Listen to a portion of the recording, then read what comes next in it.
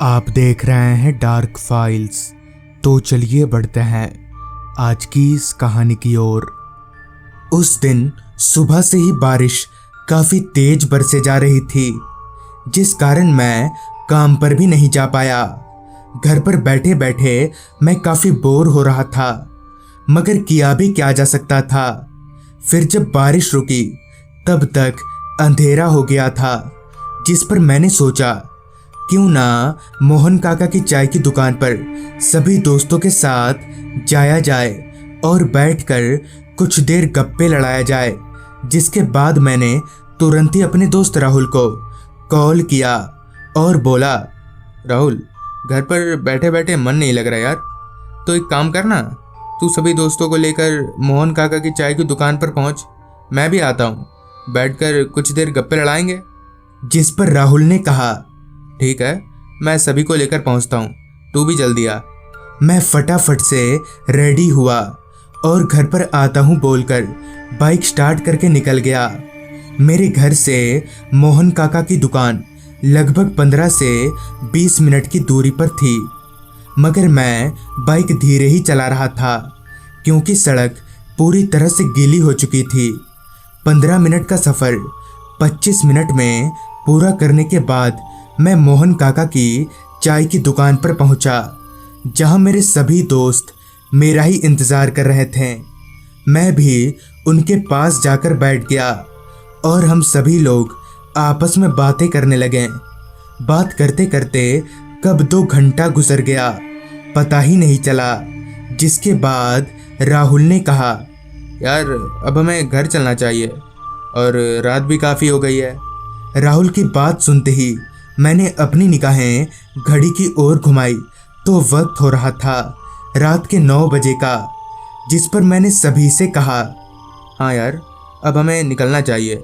जिसके बाद हम सभी लोग अपने अपने घर की ओर निकल पड़े। सुबह से ही काफ़ी तेज बारिश होने के कारण पूरे गांव की बिजली गुल थी। मुझे घने अंधेरे का पता तब चला जब मैंने बाइक स्टार्ट किया, क्योंकि मेरी बाइक स्टार्ट करते ही मेरी हेडलाइट की रोशनी को अंधेरे ने चारों तरफ से घेर लिया। मैं बाइक लेकर उस अंधेरे से घिरे रास्ते पर आगे बढ़ने लगा। उस रास्ते पर दूर दूर तक मेरे अलावा ना तो कोई इंसान दिख रहा था और ना ही कोई जानवर। सन्नाटा तो इस कदर फैला हुआ था कि मुझे साफ साफ रात कीड़ों की आवाज़ भी सुनाई पड़ रही थी। अभी मैं आगे बढ़ ही रहा था कि तभी रास्ते पर फैला सन्नाटा एक पल को बिजली कड़कने की आवाज़ से टूट गया और साथ ही बूंदाबांदी बारिश भी शुरू हो गई। बारिश में भीगने के डर से मैंने बाइक को थोड़ा स्पीड कर दिया। अभी मैं बाइक भगा ही रहा था कि तभी अचानक से मेरी बाइक के सामने एक औरत आ गई। मैंने ब्रेक मारकर बाइक रोकने की बहुत कोशिश की, मगर बाइक रुकी नहीं और उस औरत को टक्कर मारते हुए नीचे गिर गई। उस औरत को इस तरह से रास्ते के बीचों बीच आता देख मैं काफ़ी गुस्सा हुआ और उससे कुछ बोलने के लिए जैसे ही पीछे पलटा तो मेरे होश उड़ गए। दरअसल वो औरत वहाँ थी ही नहीं। मैंने अपनी नज़रों को इधर उधर दौड़ाया, मगर वो औरत मुझे कहीं नहीं दिखी। मगर ऐसे कैसे हो सकता है, मैं अभी अभी उस औरत से टकराकर नीचे गिरा था, तो वो औरत गई तो गई कहाँ।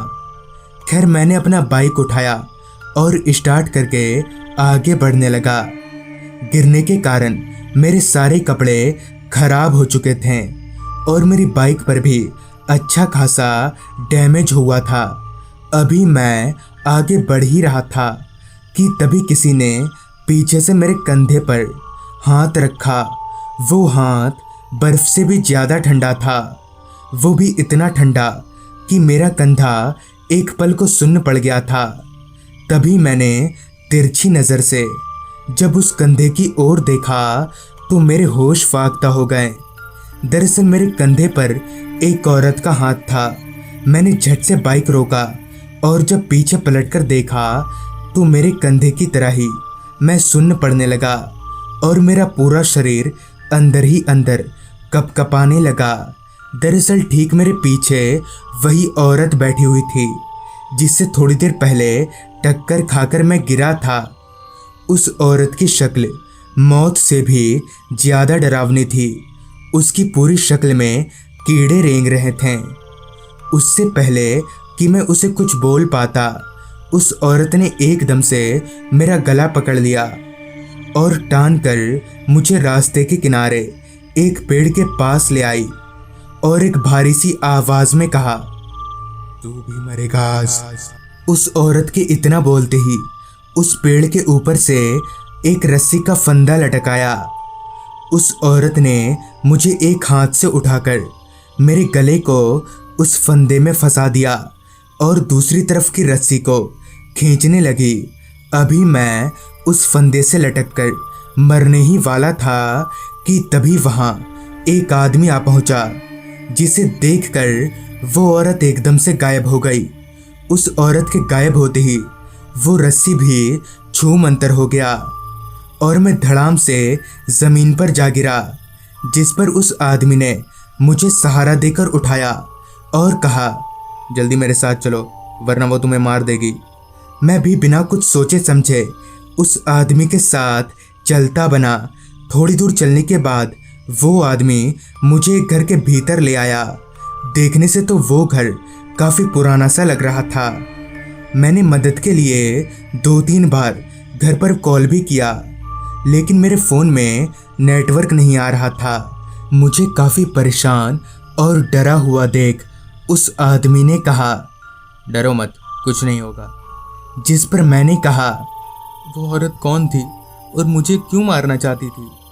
जिस पर उस आदमी ने कहा, वो औरत एक चुड़ैल है और वो तुम्हें नहीं बल्कि अकेले में किसी को भी पाकर मारने की कोशिश करती है। इस पर मैंने कहा, मगर क्यों, सभी ने उसका क्या बिगाड़ा है? जिस पर उस आदमी ने कहा, इसके पीछे एक बहुत लंबी कहानी है। मेरे पूछने पर आगे उस आदमी ने बताया, आज से 12 साल पहले इस गांव में एक पति पत्नी रहा करते थे। पत्नी काला जादू और डायन विद्या सीखा करती थी, जिससे वो सभी गांव वालों को काफ़ी परेशान किया करती थी और छोटे बच्चों की बलि देती थी।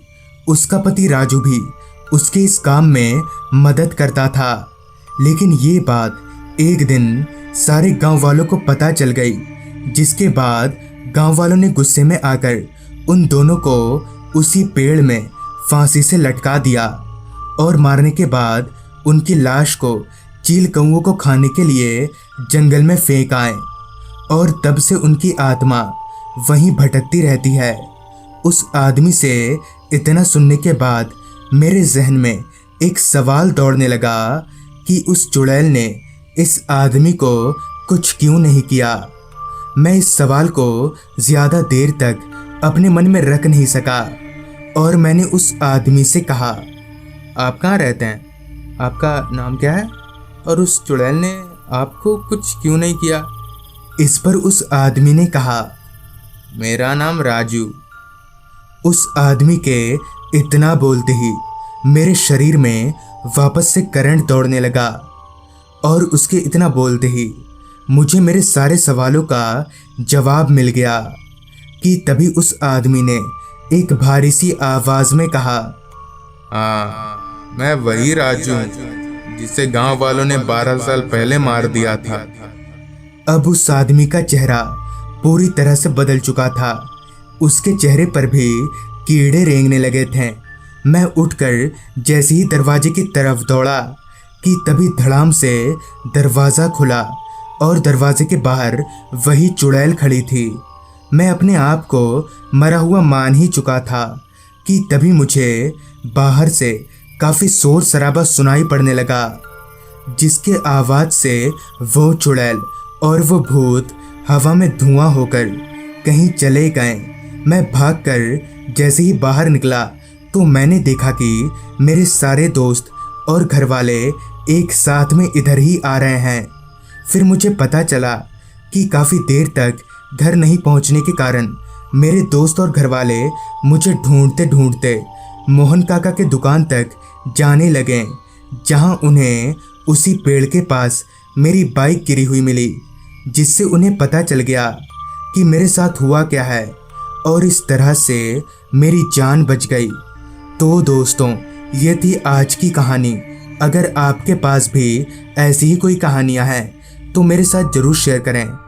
तो मैं आर्यन जल्द ही मिलूंगा आपसे ऐसी ही एक कहानी के साथ।